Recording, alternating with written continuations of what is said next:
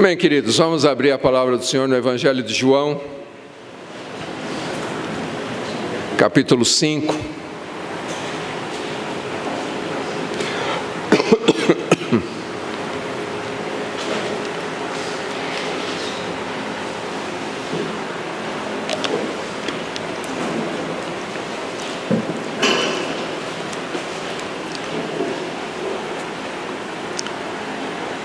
A partir do verso 31, assim, Jesus está falando: se dou testemunho de mim mesmo, o meu testemunho não é verdadeiro. Quem dá testemunho de mim é outro, e sei que o testemunho que ele dá é verdadeiro. Vós enviastes mensageiros a João, e ele testemunhou da verdade. Eu, porém, não recebo testemunho de homem, mas digo isto para que sejais salvos. Ele era a candeia que ardia e iluminava, e quisestes alegrar-vos por um pouco de tempo com a sua luz. Mas o testemunho que eu tenho é maior do que o de João, porque as obras que o Pai me concedeu realizar, essas mesmas obras que realizo dão testemunho de que o Pai me enviou. E o Pai que me enviou, Ele mesmo tem dado testemunho de mim. Nunca ouvistes a sua voz, nem vistes a sua forma, e a sua palavra não permanece em vós, porque não credes naquele que Ele enviou. Vós examinais as Escrituras, porque julgais ter nelas a vida eterna, e são elas que dão testemunho de mim, mas não quereis vir a mim para terdes vida. Eu não recebo glória da parte dos homens, mas vos conheço bem, e sei que não tendes o amor de Deus em vós. Eu vim em nome de meu Pai, e não me recebeis. Mas se outro vier em seu próprio nome, a esse recebereis. Como podeis crer, vós que recebeis glória uns dos outros, e não buscais a glória que vem do único Deus? Não penseis que vos acusarei perante o Pai. Há outro que vos acusa, que é Moisés, em quem tendes a esperança. Pois se cresces em Moisés, creríeis em mim, porque ele escreveu a meu respeito. Mas se não credes no que está escrito, como crereis nas minhas palavras? Amém, queridos, vamos orar. Pai, nós temos lido a Tua Santa Palavra e pedimos que o Teu Santo Espírito venha tornar essas palavras vivas em nossos corações. Fala conosco, Senhor. Traz ao nosso coração as palavras vivas, que vão nos transformar, que vão nos aperfeiçoar, que vão nos tornar semelhantes a Jesus. Nós não queremos somente ouvir um ensinamento, nós queremos ser transformados pela Tua Palavra. Que o Teu nome seja glorificado nesta manhã, em nome de Jesus. Amém. Amém, queridos. Na semana passada, o Samuel explanou tudo aquilo que Jesus estava falando da sua unidade com o Pai. E agora, nesse texto que nós começamos a estudar hoje, Jesus está dizendo: se dou testemunho de mim mesmo, o meu testemunho não é verdadeiro. Jesus tinha falado tantas coisas a respeito da sua unidade com o Pai, e agora ele está dizendo: mas o que eu estou falando não é verdadeiro? Bom, não é bem isso que Jesus estava falando aqui, que as coisas que ele estava falando não era verdade. Nós não podemos tomar aqui literalmente essas palavras, porque na verdade nós cremos que Jesus estava dizendo o seguinte: se eu testifico a meu respeito, meu testemunho não é verdadeiro na opinião de vocês. Vocês dirão: você está testificando sobre você mesmo, por isso o seu testemunho não é verdadeiro. Porque na lei de Moisés estava escrito que tudo seria confirmado somente através de 2 ou mais testemunhas. E Jesus está dizendo: olha, então quando eu falo a meu próprio respeito, vocês vão usar a lei de Moisés para dizer que o meu testemunho não é verdadeiro, porque eu estou falando a meu próprio respeito. Mas tudo bem, Então, eu vou passar a mostrar algumas coisas para vocês. Já que eu não posso testificar a meu respeito, e a gente sabe como que isso funciona, né? Você assina um documento e alguém pergunta, como que eu vou saber que foi você mesmo que assinou? Então você tem que ir lá no cartório e alguém vai olhar, passar para outro que vai olhar também, falar, não, essa assinatura é verdadeira. Então vamos pôr lá um carimbo para dizer que é verdadeiro, né? Se você é chamado porque você é acusado de alguma coisa na delegacia, o delegado vai perguntar, onde você estava? Você vai, estava em tal lugar. Quem pode provar isso? Porque o testemunho de uma pessoa, para ela mesma, não tem valor, né? Diante dos outros. Então é isso que Jesus estava dizendo aqui, que toda declaração tem que ser confirmada, né? Para que não seja um testemunho falso. Então, na sequência aqui, Jesus vai apresentar 5 testemunhas, que nós vamos pensar uma a uma aqui, mas Jesus vai mostrar que a primeira testemunha dele é o Pai. A segunda testemunha dele é João Batista. A terceira testemunha são os sinais que ele realizou e ainda ia realizar. A quarta testemunha dele são as Escrituras. E a quinta testemunha dele é Moisés. Então Jesus fala, vocês precisam de 2, eu vou dar 5. Na verdade, Jesus não falou exatamente desta forma, mas é o que realmente vai acontecer a partir daqui, né? Então Jesus tinha falado que tudo aquilo que ele faz, tudo aquilo que ele dizia, era a vontade do seu Pai. Tudo que ele fazia e falava era em obediência ao Pai, ok? Então, o seu testemunho passa a ser o próprio Pai que falava para que ele fizesse todas aquelas coisas.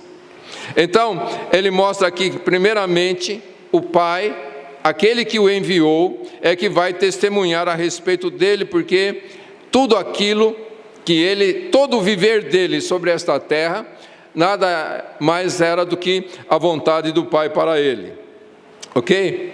Então ele vai dizer aí no verso seguinte, quem dá testemunho de mim é outro, e eu sei que o testemunho que ele dá é verdadeiro. Então, quando Jesus fala aqui a respeito de outro, ele está falando a respeito do Pai, ok? Vou frisar bastante este ponto. Tudo que Jesus fazia, tudo que Jesus falava, ele estava seguindo a direção do Pai, ok? Então Jesus sabe que o testemunho do Pai é verdadeiro, porque tudo que ele ouviu do Pai, tudo aquilo que ele viu o Pai, todas as coisas que ele fez sobre a terra, todos os sinais, todas as maravilhas que ele operou aqui na terra, ele fez segundo a vontade de Deus. Lembra que nós, desde o começo desse evangelho, nós estamos mostrando passo a passo tudo que envolveu a vida de Jesus, desde do seu nascimento, a sua encarnação. E no capítulo 2 nós vimos como Jesus vai para Caná da Galiléia e ele transforma a água em vinho. E quando Maria chega para pedir para ele fazer isto, providenciar alguma coisa, o que ele diz? Ainda não é chegada a minha hora. Eu ainda não tenho uma direção do Pai para agir neste momento. Ok? Então, quando o Pai o conduz, ele realiza o milagre. Amém, queridos? E aí João vai dizer que ele operou muitos outros sinais. Quando nós vamos chegar lá no capítulo 3... nós temos o testemunho de Nicodemos que chega dizendo, ninguém faz o que tu fazes se não for enviado por Deus. Então, ali as obras de Jesus, que eram a vontade do Pai para ele, vai mostrando que ele é de Deus. Ok, queridos? Então, Jesus, através de toda a sua vida, ele vai mostrando o testemunho do Pai. Jesus sabia que os seus ouvintes precisavam algo além disto que ele estava falando e mostrando nesta hora. Então Jesus vai mostrar para eles agora o testemunho de João, quando ele diz assim: vós enviaste mensageiros a João, e ele testemunhou da verdade.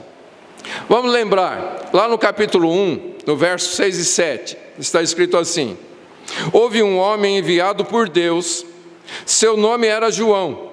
Ele veio como testemunha, a fim de dar testemunho da luz, para que todos crescem por meio dele. Ele não era a luz, mas veio para dar testemunho da luz, pois a verdadeira luz que ilumina todo homem estava chegando ao mundo. Então veja só, João, o evangelista, lá no princípio ele fala a respeito de João Batista.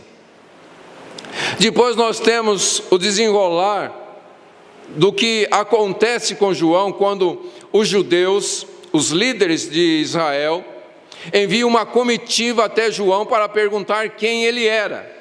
Lembram disso?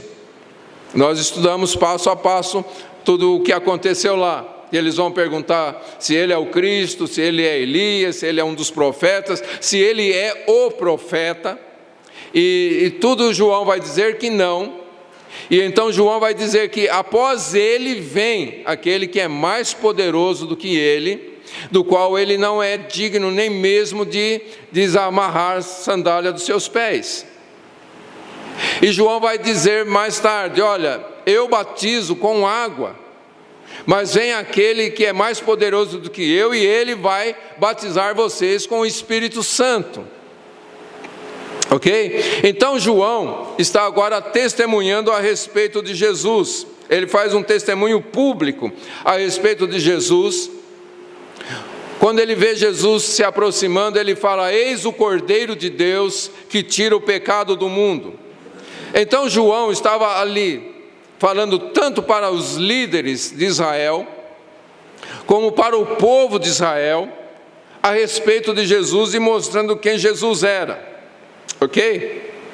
Agora, veja como Jesus coloca isso aqui: vós enviastes mensageiros a João, e ele testemunhou da verdade. Veja que Jesus está falando agora de fatos estabelecidos. Jesus está falando: você não consegue crer na minha palavra, naquilo que eu estou falando? Você acha que aquilo que eu estou falando, vocês acham que aquilo que eu estou falando não é verdadeiro porque eu estou falando? Então eu chamo a atenção de vocês para algo que aconteceu no meio de vocês. E foram vocês mesmos que enviaram uma comitiva até João. Vocês enviaram, e vocês ouviram o que ele falou.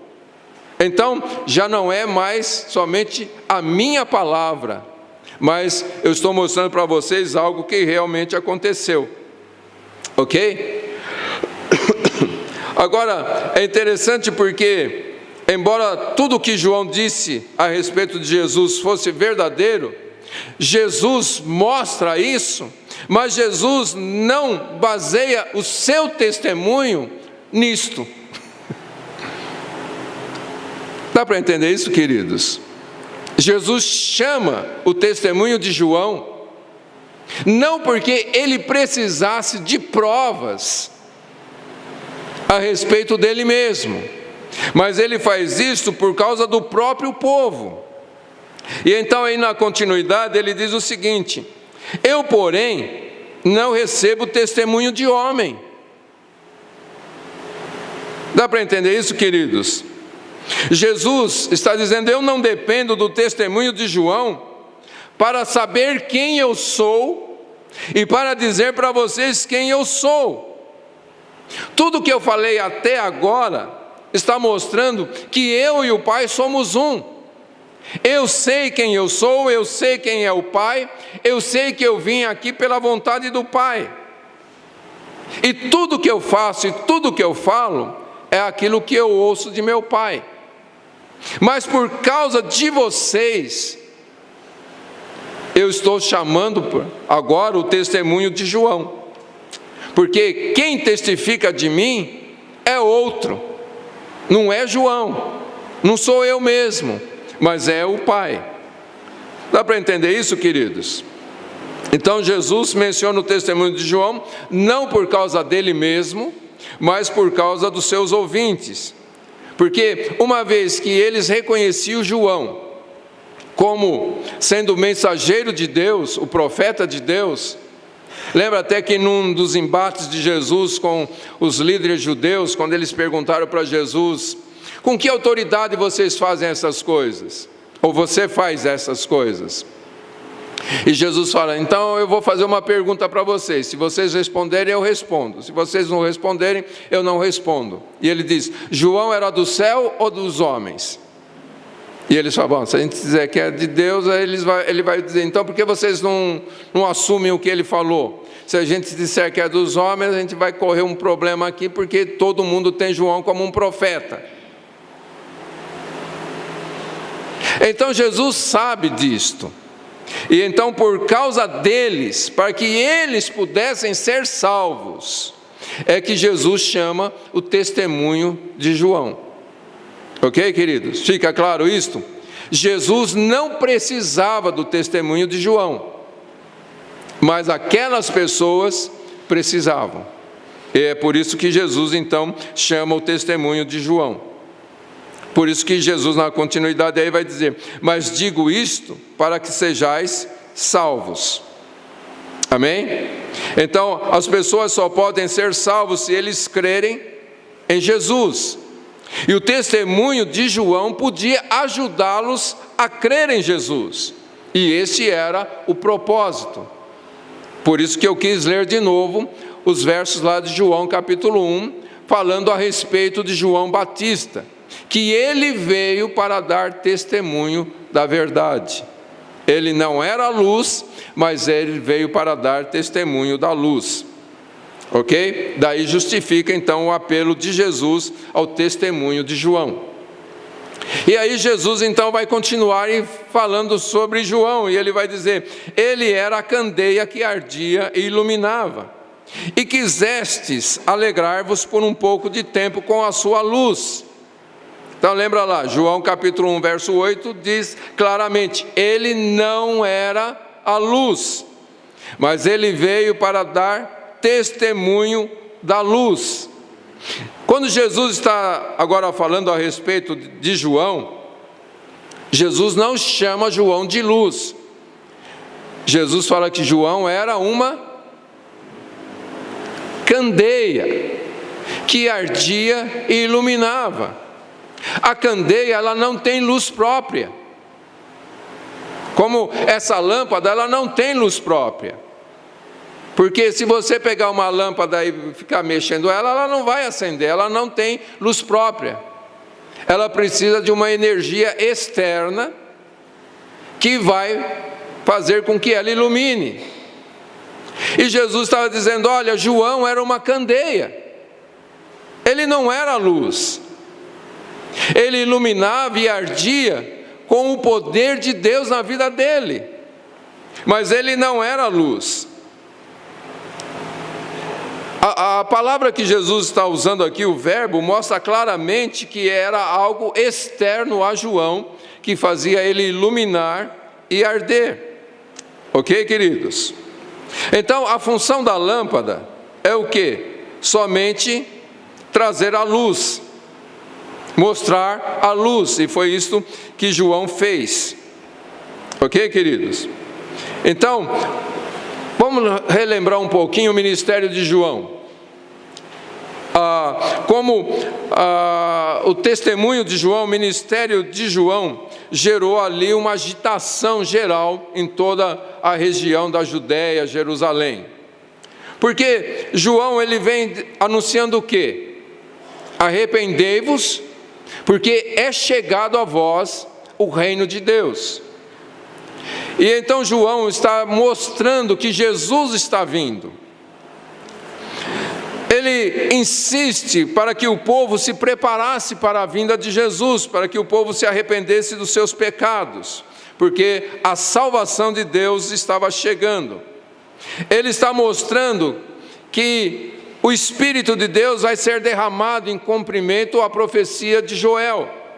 Ele está mostrando que tudo aquilo que Deus havia prometido lá no Velho Testamento iria agora acontecer através da vida e do ministério de Jesus. Em meio a todo esse anúncio de João, ele também traz um peso de julgamento sobre aquele povo, quando ele diz que a pá já está colocada ali, o machado está colocado na raiz. E se não houver um fruto verdadeiro de arrependimento, então toda essa raiz será cortada. Então veja, tudo que João está mostrando, está apontando para Jesus. Ok? E João, por várias vezes, ele aponta para Jesus, como nós já citamos. Ele mostra que é o Cordeiro de Deus que tira o pecado do mundo, é aquele que vai trazer salvação, é aquele que vai derramar o Espírito Santo de Deus. Ok? Agora, o povo abraçou o ministério de João Batista. E João teve muitos seguidores. E no testemunho da própria liderança de Israel, o povo todo abraçou João como um mensageiro de Deus. Ok? Agora, a triste realidade de tudo é que Jesus diz assim: e vocês quiseram se alegrar um pouco de tempo com a sua luz. O que significa isso, queridos? Que o povo reconheceu a mensagem de João, mas não abraçou a mensagem de João. Eles ficaram felizes com a mensagem, mas não se comprometeram com aquela mensagem. Não houve um compromisso, não houve integridade no coração daquelas pessoas, não houve uma crença verdadeira, uma fé verdadeira na mensagem. Dá para entender isso? O que isso nos ensina, queridos?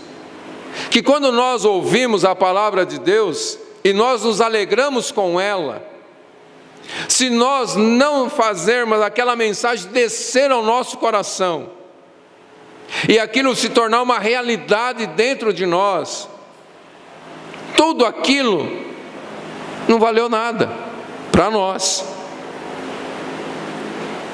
Então Jesus está dizendo: olha, João veio como testemunho da verdade e ele deu testemunho. Ele era uma candeia trazendo a luz de Deus para vocês. Mas vocês preferiram somente se alegrar por um pouco de tempo com esta luz, mas vocês não abraçaram esta luz. Dá para entender isso, queridos? E infelizmente é o que nós mais vemos nos dias de hoje. Quando a palavra de Deus é anunciada e as pessoas dizem amém,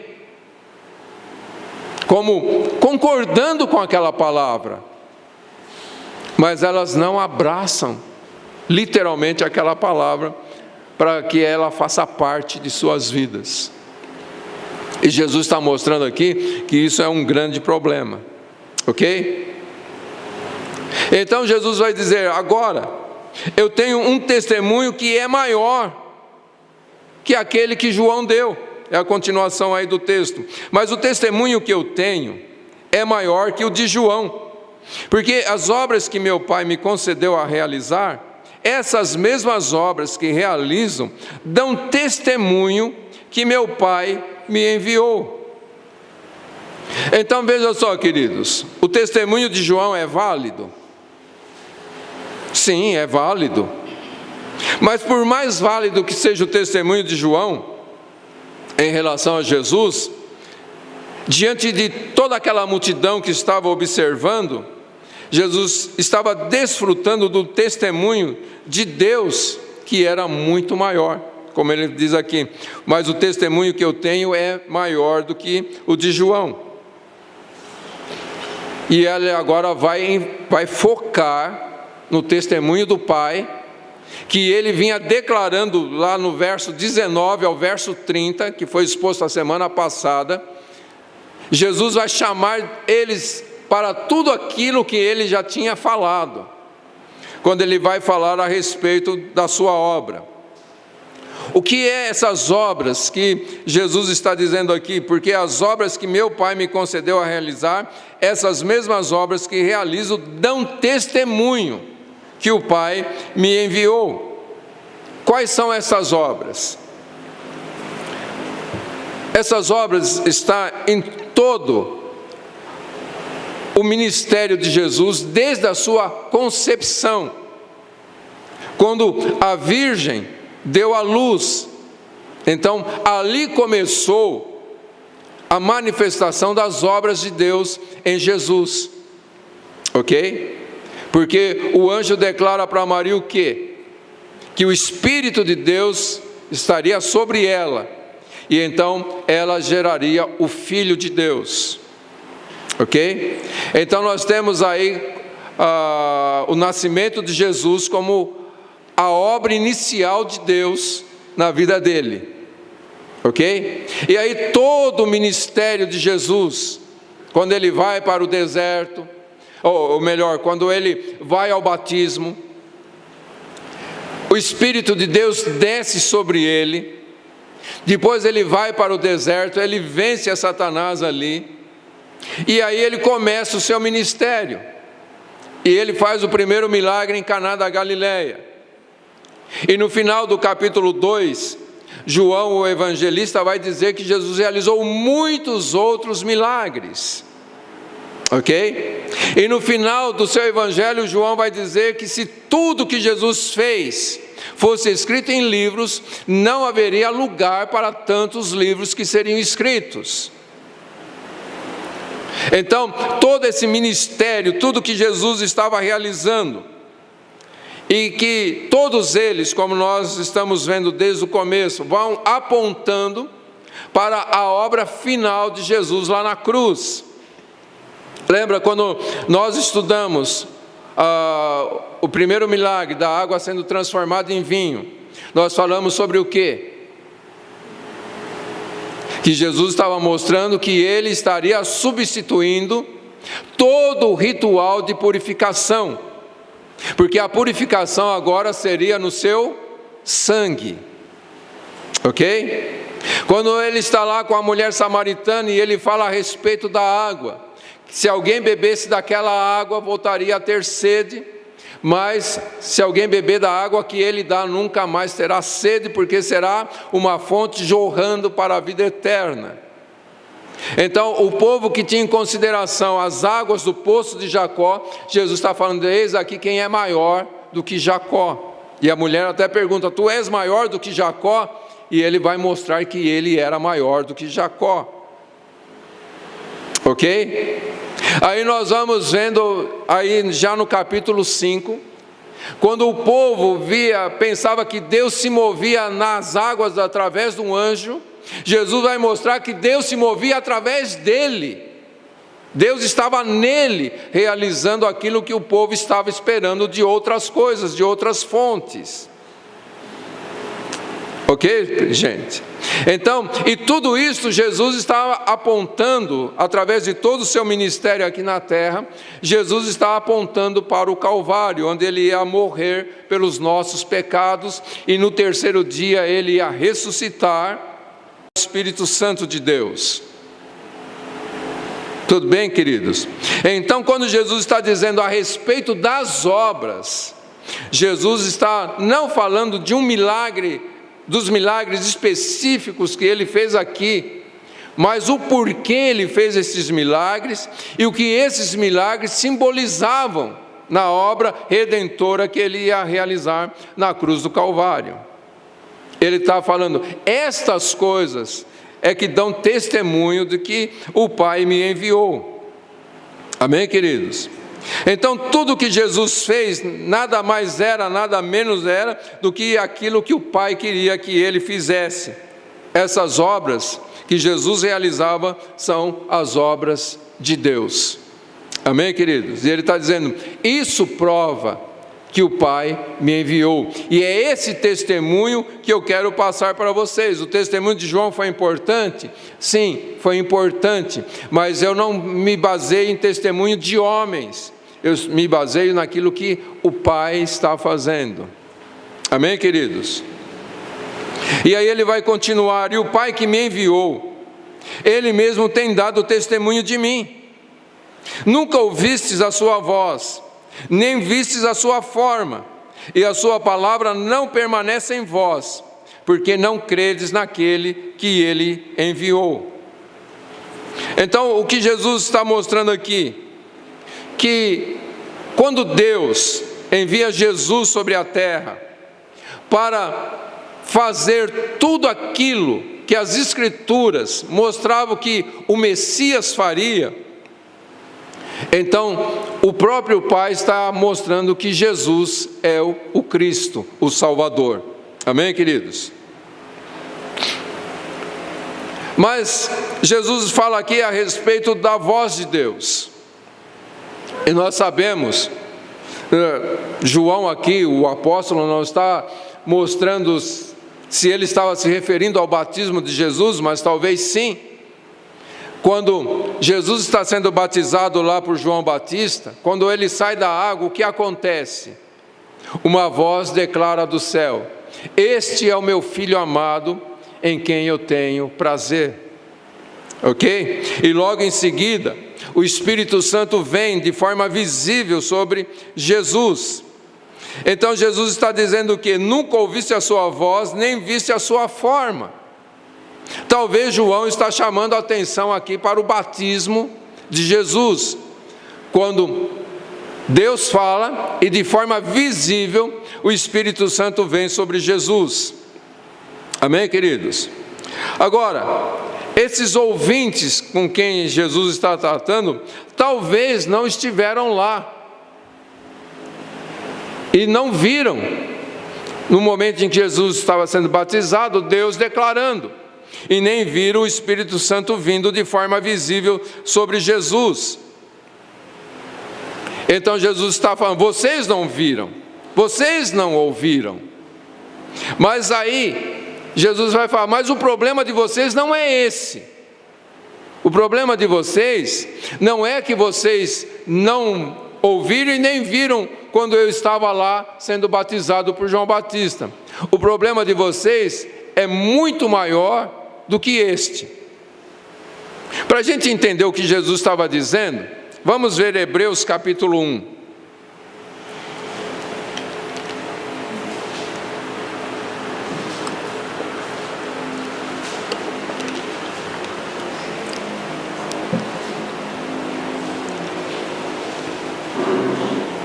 Em Hebreus capítulo 1, versos 1 e 2,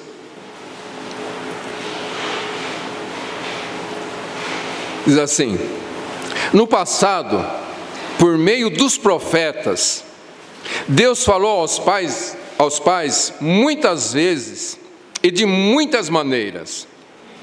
Nesses últimos dias, porém, Ele nos falou pelo Filho, a quem designou herdeiro de todas as coisas, e por meio de quem também fez o universo. Veja só, queridos, Jesus está dizendo: vocês nunca viram, não ouviram a voz de Deus e não viram Deus, a sua forma. Jesus, na verdade, está chamando eles a atenção desde o início. Porque lembra quando Deus tirou o povo de Israel do Egito e chegou ali no Monte Sinai, e Deus quis falar com o povo, o que aconteceu? Quando lá no alto do monte começou a fumegar, o povo chegou para Moisés e disse o quê? Que eles não queriam ouvir a voz de Deus. E eles não queriam subir ao monte para ter contato com Deus. E eles disseram: Moisés, sobe você, ouve o que Deus tem para falar, e depois você vem e fala conosco. E tudo que Deus falar, nós vamos fazer. Agora, o que Jesus está dizendo? Vocês não viram, vocês não ouviram, porque vocês, na verdade, não quiseram a palavra de Deus em vocês. Dá para entender isso, queridos? Jesus está dizendo aqui: o Pai que me enviou, Ele mesmo tem dado testemunho de mim. Nunca ouvistes a sua voz, nem vistes a sua forma, e a sua palavra não permanece em vós, porque não credes naquele que Ele enviou. Então, a grande questão aqui é que eles não tinham aceitado a palavra de Deus, porque tudo que Deus falou através de todos os profetas apontavam para Jesus. Mas porque eles não receberam a palavra de Deus em seus corações, então Jesus está dizendo: é por isso que vocês não podem crer em mim, porque a palavra de Deus não está em vocês, porque vocês não quiseram a revelação de Deus. Vocês falaram para Moisés ir ouvir, mas vocês não quiseram ouvir. Vocês falaram que tudo que Moisés falasse, vocês iam fazer, mas vocês nunca fizeram. Lembra até quando Moisés chega para Deus e fala: Senhor, eles falaram que tudo que o Senhor disser, eles vão fazer. E Deus fala: bom seria, porque essa não é a verdade. Eles, na verdade, não vão fazer nada do que eu estou dizendo aqui. E a gente sabe que o que aconteceu. Quando Moisés desceu do monte com a palavra de Deus, o que o povo estava fazendo? Eles estavam lá ansiosos, esperando Moisés chegar com a palavra de Deus.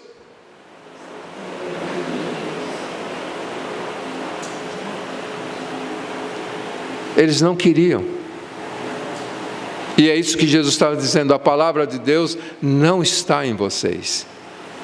E é por isso que vocês não conseguem crer em mim, porque a palavra de Deus não está em vocês. Dá para entender isso, queridos? Então, eles não ouviam o que Jesus agora estava ensinando. E eles não podiam ver Jesus como o Verbo encarnado, porque a palavra de Deus que eles tanto ouviram não estava no coração deles, porque eles não entenderam a importância da revelação que tinha sido dada através de todos os profetas. Jesus, a gente sabe, é o cumprimento de todas as palavras que Deus havia falado no Velho Testamento através dos profetas. Jesus é o cumprimento de toda a revelação de Deus. Agora, como eles não guardavam a palavra de Deus em seus corações, então eles não aceitaram Jesus e eles não podiam entender o que Deus estava fazendo. Dá para entender tudo isso, queridos?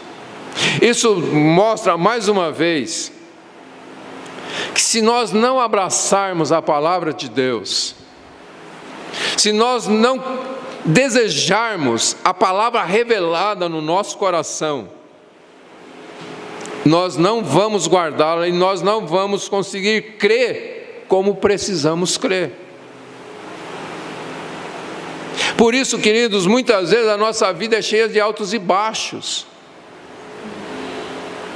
Porque, como nos versos anteriores, a gente se alegra com a palavra, mas muitas vezes nós não abraçamos a palavra. Não há em nós uma sede real pelo conhecimento da verdade. Como aquele povo que disse: olha, vai lá, Moisés, e a gente vai, aquilo que você pregar para nós vamos abraçar. Mas eles, enquanto Moisés estava lá, eles estavam lá na maior festa, adorando outros deuses, adorando aquele bezerro de ouro. E aí fica a pergunta, queridos: o que nós fazemos durante toda a semana? A gente vai chegar aqui num domingo para ouvir uma pregação de alguém que supostamente subiu ao monte.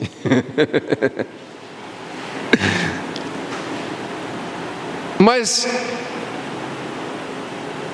a gente está na expectativa de chegar aqui e ouvir a palavra de Deus, o plano de Deus para as nossas vidas. Ou a gente passa a semana inteira com tantas outras coisas, menos com a expectativa de ouvir Deus falar conosco, de recebermos a palavra que vai transformar as nossas vidas. Quantos de nós passamos a semana inteira buscando uma transformação, trabalhando com a palavra que já ouviu, na expectativa de uma nova revelação no próximo domingo? E Jesus está mostrando que esse foi o problema deste povo. Dá para entender isso? Vamos continuar aqui. Aí Jesus vai continuar dizendo para eles: vós examinais as Escrituras, pois julgais ter nelas a vida eterna, e são elas que dão testemunho de mim, mas não quereis vir a mim para terdes vida. Vamos pensar um pouquinho aqui. Vós examinais as Escrituras, porque julgais ter nelas a vida eterna. O verbo aqui, ele não é muito, como se diz? Fugiu a palavra aqui. Não que ele não seja apropriado, mas ele pode dar dois sentidos aqui. Que o tempo do verbo não fica claro no original. Se Jesus estava dando uma ordem para eles, dizendo: vão examinar as Escrituras, uma vez que vocês julgam ter nelas a vida eterna. Ou se Jesus está dizendo: vocês estão sempre examinando as Escrituras, porque julgais ter nelas a vida eterna. Eu creio que Jesus está afirmando: vocês examinam as Escrituras, porque a palavra aqui, examinar, ela mostra um estudo cuidadoso, uma análise penetrante à procura da mensagem das Escrituras. E a gente vai entender, aqui são líderes que estão falando com Jesus, não é gente do povo. Toda essa conversa aqui do capítulo 5 é com a liderança espiritual de Israel. Então, por isso, nós cremos que Jesus estava dizendo para ele: vocês examinam as Escrituras, vocês realmente estudam as Escrituras. Mas Jesus fala aqui que a motivação deles para estudar as Escrituras é porque eles julgavam ter nelas a vida eterna. Na verdade, eles achavam, a liderança, os estudiosos das Escrituras, achavam que quanto mais eles estudassem, mais vida eles teriam. Quanto mais eles soubessem das Escrituras, mais vida eles teriam. A literatura rabínica afirma o seguinte: quem estuda da lei sagrada, que é o caminho, está no caminho para a vida na era vindoura. Então, eles acreditavam que pelo simples fato de eles conhecerem as Escrituras, isso já dava para eles a vida eterna. Então, quanto mais eles liam, mais vida eles tinham. E Jesus está dizendo: olha, vocês examinam as Escrituras, vocês estudam, vocês se aprofundam, porque vocês acham que nelas está a vida eterna. Só que vocês precisam entender o seguinte: elas dão testemunho de mim. Não é a leitura e o estudo das Escrituras que dá a vida eterna. Quem dá a vida eterna é aquele de quem as Escrituras falam. E ele fala: e elas dão testemunho de mim. elas estão apontando para mim, só que vocês não querem vir a mim para terem a vida eterna. Então, queridos, essa mesma escritura que pode tornar os leitores sábios, naquilo que está escrito, essa mesma escritura deixa claro que a salvação está somente pela fé em Jesus Cristo. E é por isso que Jesus está dizendo: elas dão testemunho de mim. Todo o Velho Testamento apontava para Jesus, para o seu ensino, para a sua vida, para a sua morte, para a sua ressurreição. Ok? Se os judeus estavam recusando vir para Jesus para buscar a vida, então Jesus estava mostrando para eles que as escrituras que eles estavam lendo não iam fazer nada na vida deles. O que isso nos ensina, queridos? Que se a gente ler as escrituras e não tiver como propósito conhecer Jesus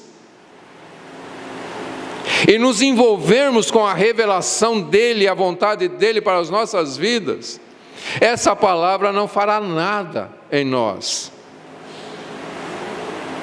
Então, as pessoas que pegam a Bíblia para ler na busca de uma promessa, para a solução de um problema, elas, na verdade, têm um grande problema. Porque as Escrituras apontam para Jesus e não para a solução de problemas. Deus não nos deu um manual de resolução de problemas. Deus não nos deu um manual de promessas. Deus nos mostrou a sua promessa. Em tudo que está escrito, Deus mostrou uma única coisa, ou uma única pessoa, que é Jesus. E Jesus está dizendo: vocês estão lendo a Bíblia, ou as Escrituras, porque acham que isso vai trazer vida para vocês. Mas elas estão falando a meu respeito. A Bíblia não está falando a respeito de vocês. A Bíblia está falando a meu respeito. E o problema é que vocês não querem vir a mim. Então, se vocês não querem vir a mim, o estudo de vocês está perdido. Dá para entender isso, queridos? Aí Jesus parece que ele vai mudar de assunto e ele diz assim: eu não recebo glória da parte dos homens. É interessante isto. Lá no verso 34, Jesus tinha dito o quê? Eu, porém, não recebo testemunho de homem. Agora ele diz: eu, porém, não recebo glória da parte de homem. Jesus está dizendo: olha, eu não estou preocupado com o que vocês pensam a meu respeito, e nem estou preocupado com a honra que vocês podem ou não me dar. O meu propósito é outro. Vamos relembrar aqui, lá em João capítulo 2, no verso 11, quando Jesus transforma a água em vinho, João diz assim: esse sinal em Caná da Galileia foi o primeiro que Jesus fez, e manifestou a sua glória, e os seus discípulos creram nele. Então vamos pensar aqui, queridos, os sinais, os milagres que Jesus realizava, manifestavam a sua glória, mostrava quem ele era, né? Quando Jesus, volto a dizer, fez esse sinal, curando esse paralítico ali no tanque de Betesda, o que Jesus fez? Ele manifestou a sua glória. Que glória ele manifestou? A glória daquele que é o doador da vida, mas também a glória daquele que é o juiz. Então, ele estava manifestando a sua glória. E quem se recusasse a admitir esse testemunho de Jesus, estaria não somente se privando da vida, mas também se colocando debaixo de julgamento. Por que Jesus está dizendo aqui, eu não recebo glória dos homens? Jesus na verdade, ele está dizendo o seguinte para aquele povo: vocês acham que toda essa discussão aqui que nós estamos tendo, todo esse diálogo, é porque eu quero que vocês me honrem? Vocês estão achando que eu quero que vocês me reconheçam, que eu preciso do reconhecimento de vocês? Como vocês achavam que eu precisava de um testemunho humano para dizer quem eu sou? Não, eu não preciso de testemunho humano e também não preciso de glória de homens. Eu não preciso de reconhecimento de homens. Eu sei muito bem quem eu sou. Então Jesus deixa claro que tudo que ele está falando aqui não é que ele não está querendo ser honrado por aquelas pessoas. Ele está querendo mostrar que ele não estava irritado com aquelas pessoas porque eles estavam criticando ele por causa do sábado. Mas Jesus está querendo salvar essas pessoas. Jesus estava dizendo o seguinte: se eu quisesse a glória de vocês, eu teria me tornado um igual a vocês. Mas eu estou mostrando aqui que eu sou aquele que o Pai enviou para a salvação de vocês. Jesus está dizendo, eu não preciso da glória dos homens, porque eu já tenho a glória do unigênito Filho de Deus. Lembra lá de João capítulo 1? O Verbo se fez carne e habitou entre nós, e vimos a sua glória, a glória do unigênito Filho de Deus. Então Jesus está dizendo, eu não preciso da glória dos homens. E aí ele continua dizendo, mas os conheço bem, e sei que não tendes o amor de Deus em vós. Jesus está dizendo aqui, eu conheço muito bem quem vocês são. Mas talvez Jesus não estava se referindo ao que João já tinha falado lá no capítulo 2, versos 24 e 25. Lembra o que está escrito lá? Mas o próprio Jesus não se confiava a eles, porque conhecia todos, e não precisava que lhe dessem testemunho sobre o homem, pois ele bem sabia o que é o ser humano. Agora Jesus está dizendo, mas eu vos conheço bem. Mas provavelmente Jesus estava falando aqui, não só a respeito do conhecimento que ele tinha a respeito dessas pessoas, mas que ele sabia que o amor de Deus não estava no coração daquelas pessoas. Jesus, ele podia discernir que eles não tinham o amor de Deus neles mesmos. E é o mais provável que Jesus está dizendo aqui, não que eles não tinham o amor de Deus, mas que eles não tinham amor por Deus. Porque o que a Bíblia diz, que o amor de Deus está derramado em nossos corações. Porque Deus nos ama. Então não é que eles não possuíam o amor de Deus sobre eles, mas eles não tinham amor por Deus. Dá para entender isso, queridos?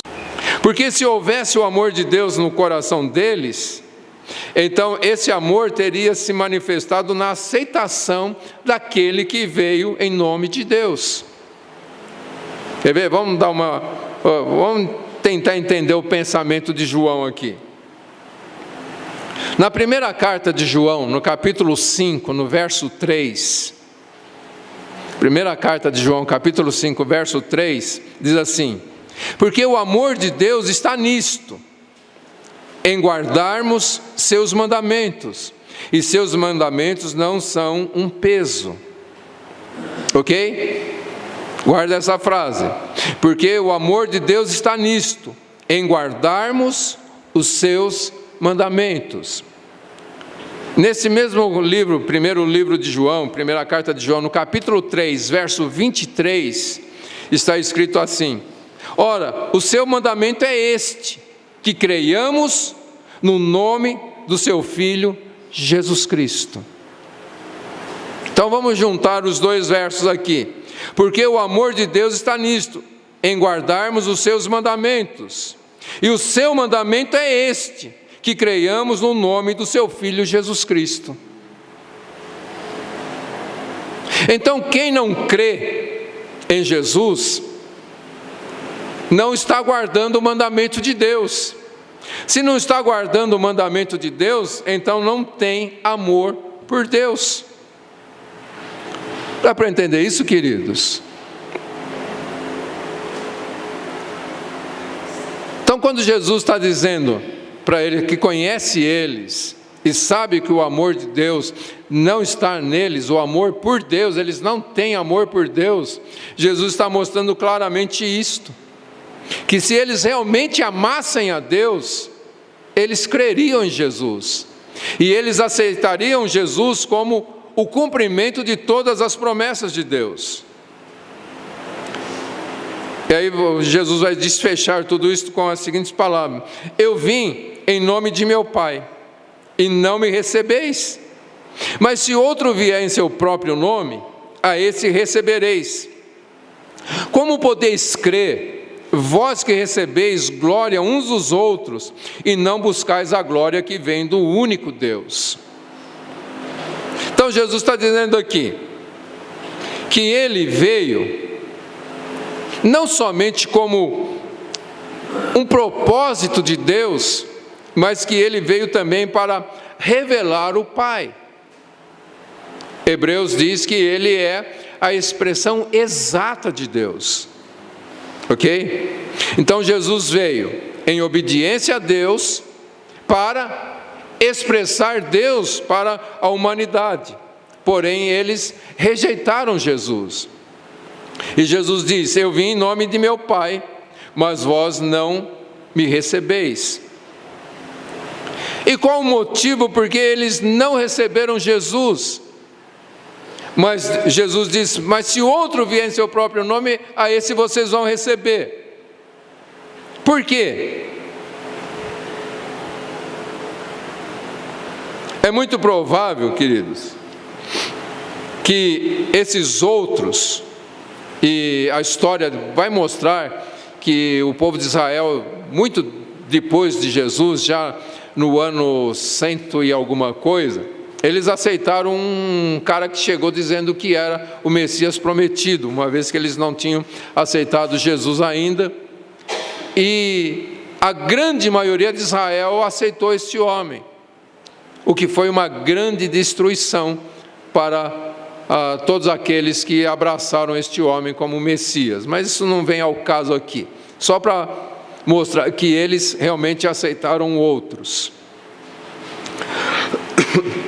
Mas por que eles recusaram Jesus, que veio em nome do Pai, e eles aceitaram outros que vieram em seu próprio nome?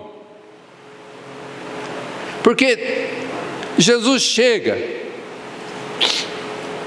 e Ele vai fazer a vontade do Pai, sem se importar com o pensamento de toda a liderança religiosa.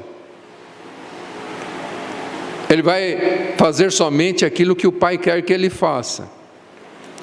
Então essa liderança não queria que Jesus curasse no sábado, mas o Pai falou para Jesus curar, e Jesus foi e curou. Essa liderança não queria que ninguém carregasse nada num dia de sábado, mas o Pai fala para Jesus, manda ele carregar o leito, e o camarada obedece Jesus, carrega o leito. Então, ao fazer a vontade do Pai, Jesus se coloca contra a vontade dos homens. E é isso que faz com que eles rejeitem a Jesus. Porque a gente já estudou várias coisas, e até mesmo os vários segmentos dentro das lideranças de Israel, os fariseus, os saduceus, os herodianos, os zelotes e tantos outros. Na verdade, todos eles estavam juntos. E sempre havia aquela politicagem entre eles, aquela troca de interesses entre eles. Lembra até mesmo no julgamento de Jesus, quando eles levam Jesus para Pilatos, e Pilatos fala: mas por que vocês não julgam conforme a sua lei? E eles precisavam que Pilatos mandasse matar Jesus, porque eles não podiam. Então eles tinham todo um jogo de cintura entre eles. Eles se odiavam, mas se bajulavam. Aí chega Jesus e fala: olha, eu não preciso de testemunho de homens, e nem estou buscando glória de homens. Eu estou aqui para fazer a vontade do meu Pai, agradem vocês ou não. E é por isso que Jesus disse: eu venho em nome do meu Pai, fazendo a vontade do meu Pai. Mas isto machuca vocês, porque vocês não têm amor por Deus. E a palavra de Deus não está no coração de vocês. Então, o meu ministério, a vontade do Pai, machuca vocês. Mas quando vem outros em seus próprios nomes e faz um jogo de cintura com vocês, e bajulam vocês, e vocês bajulam eles, e vocês se fazem iguais, então a estes vocês aceitam.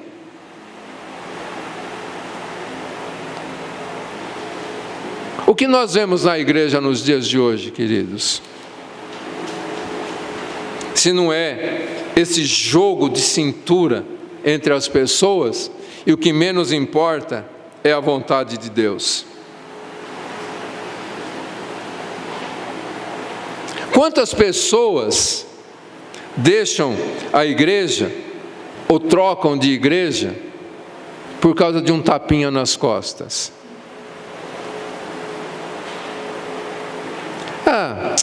Olha lá, ninguém liga para mim, ninguém se importa. Então, veja que o objetivo de muitas pessoas, talvez a maioria das pessoas, realmente não é a palavra de Deus, não é conhecer o plano de Deus, não é conhecer a vontade de Deus, não é se envolver com Deus, mas eles estão em busca daquilo que eles querem, daquilo que está em seus próprios corações. Eles querem o reconhecimento de pessoas. E porque Jesus não dava isso para eles, então eles rejeitaram Jesus. Dá para entender isso, queridos? Dá para entender? Então, admitir que Jesus era quem realmente ele dizia que era, seria dar glória somente a Deus. E se eles dessem glória somente a Deus, eles perderiam aquela estima que eles tinham uns pelos outros, que eles tanto davam valor. Dá para entender isso? Admitir e dar glória somente a Deus é um problema para muitas pessoas. Quando eles mais tarde chamam os discípulos lá e falam: nós não proibimos vocês de pregar nesse nome. E Pedro se levanta e diz: mais importa obedecer a Deus do que aos homens. O que Pedro ganhou com isso? Uma surra.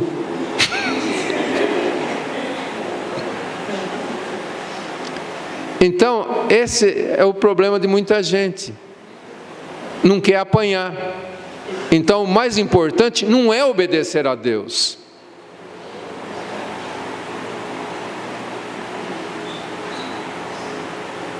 Dá para entender isso, queridos? Vamos continuar aqui, senão eu não consigo terminar. Aí Jesus continua: não penseis que vos acusarei perante o Pai. Há outro que vos acusa, que é Moisés, em quem tendes esperança. Então o que Jesus está dizendo aqui, que no tribunal divino, a descrença deles ia acarretar num juízo verdadeiro, mas que não seria Jesus que ia apresentar a acusação contra eles, mas quem ia apresentar a acusação contra eles era Moisés, aquele em quem eles estavam colocando a esperança. Jesus disse: olha, eu não venho aqui para acusar, eu venho para salvar e não para condenar. E quem vai acusar vocês é Moisés. Eu nem preciso tomar a função de acusador com vocês, porque Moisés mesmo vai acusar vocês. O mesmo Moisés que eles tanto veneravam. Moisés que tinha sido o mediador da aliança lá no Sinai, e que tinha dado a lei para eles, essa lei na qual eles baseavam a vida deles. E a acusação não estava no fato deles quebrarem algum dos mandamentos da lei, mas no fato deles não entenderem a aliança da lei. Ok? Dá para entender isso, queridos? Eles tomavam a palavra de Deus como um fim em si mesma, mas Jesus estava dizendo que toda a palavra era testemunha sobre ele. Dá para entender isso? Dá para entender, queridos? E Jesus então diz: pois se cresces em Moisés, crerias em mim, porque ele escreveu a meu respeito. Jesus está dizendo: olha, vocês colocam a esperança de vocês em Moisés, que Moisés vai interceder por vocês no último dia, mas olha, o que Moisés vai fazer é acusar vocês, porque Moisés deixou a lei para vocês, essa mesma lei que fala sobre mim. Quando Moisés falou da aliança, Moisés está falando a respeito de mim. Quando Moisés disse que Deus ia levantar um outro profeta semelhante a ele, ele estava falando a meu respeito. Então, quando vocês me recusam, vocês estão recusando Moisés, que falou a meu respeito. E então Moisés, naquele dia, vai dizer: olha, eu avisei vocês, e vocês não aceitaram o meu aviso, então não posso mais ser mediador de vocês perante Deus. Então agora eu tenho que dizer: Deus, eles sabiam, eu avisei eles. Dá para entender isso, queridos?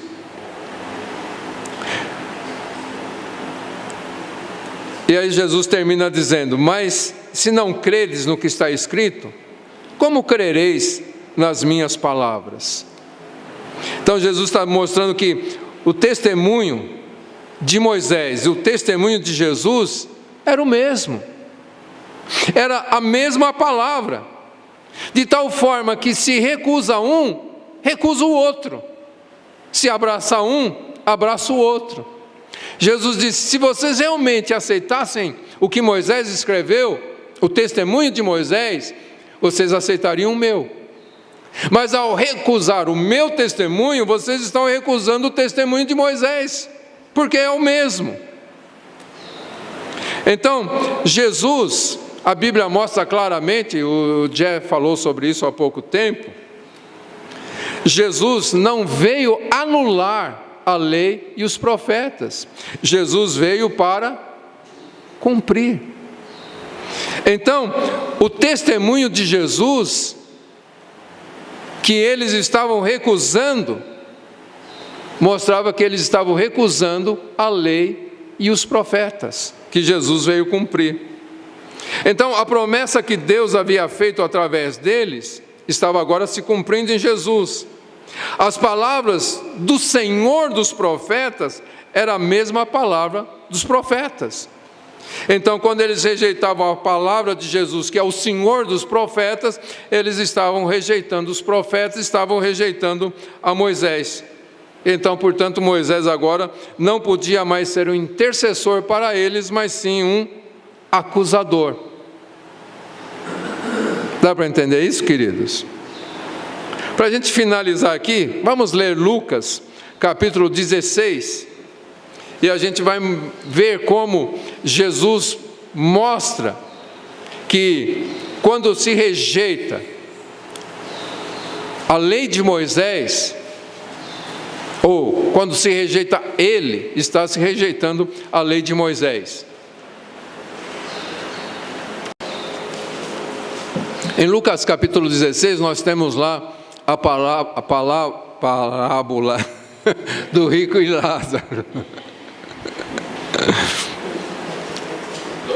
E o rico, quando morreu e foi para o inferno e estava sofrendo lá, ele pediu que Abraão mandasse alguém para avisar os seus familiares, para que não tivesse o mesmo estilo de vida dele e acabasse no mesmo lugar que ele.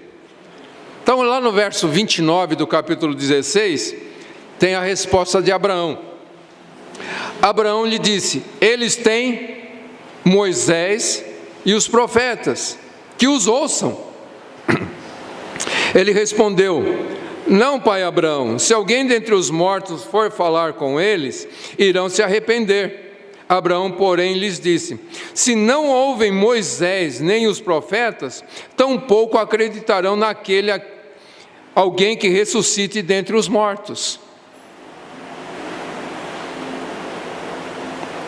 Veja só, Jesus está deixando muito claro que eles rejeitam a Jesus e vai rejeitar aquele que ressuscitou dos mortos, porque eles não creem nem em Moisés, nem nos profetas.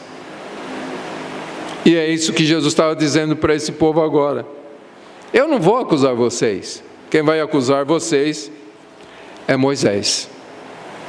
E a partir daí, queridos, o conflito entre Jesus e esse sistema religioso vai aumentar cada vez mais, até chegar no momento do clímax dessa tensão toda, que é Jesus morrendo lá na cruz do Calvário. E é interessante porque lá no capítulo 19 de João, a gente vai estudar isso depois, mas vamos ler o verso 7 do capítulo 19 de João.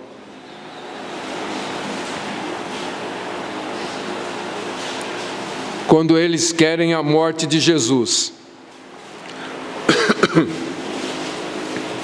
João capítulo 19, verso 7.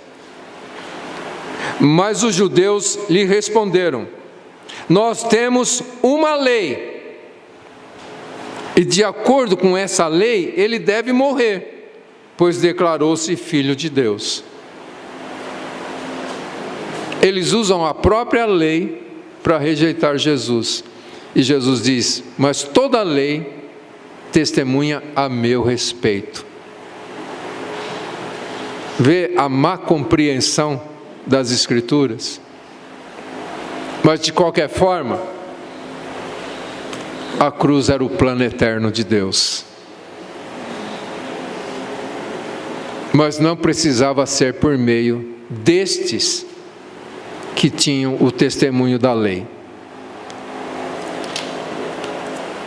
Mas de qualquer forma, queridos,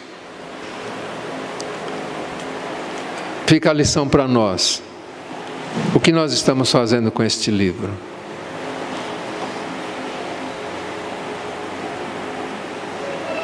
Que tudo aponta para Jesus. O que nos dá a vida não é as palavras, mas aquele de quem a palavra se refere.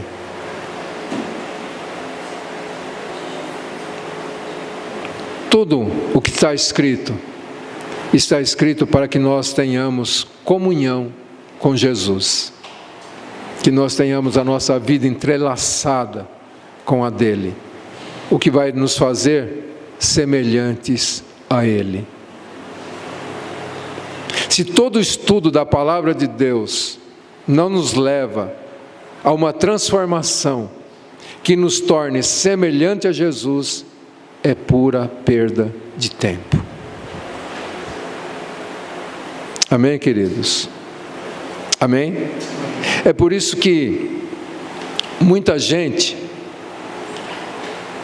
de uma forma mal compreendida, é contra o estudo da teologia, que diz que a teologia deixa o coração das pessoas frios. Mas se a teologia tiver a finalidade de conhecer Jesus, e esse conhecimento nos levar a um relacionamento mais profundo com Ele, isso é a melhor coisa que existe. Amém? Nós não somos contra a teologia, pelo contrário, nós temos estudado bastante sobre este assunto, mas não perdemos o foco de Jesus. O nosso foco maior é Jesus, é conhecer Jesus e nos relacionarmos com Jesus, ao ponto de nos tornarmos semelhantes a Jesus. Amém, queridos? Deu para entender? Amém? Então vamos ficar em pé?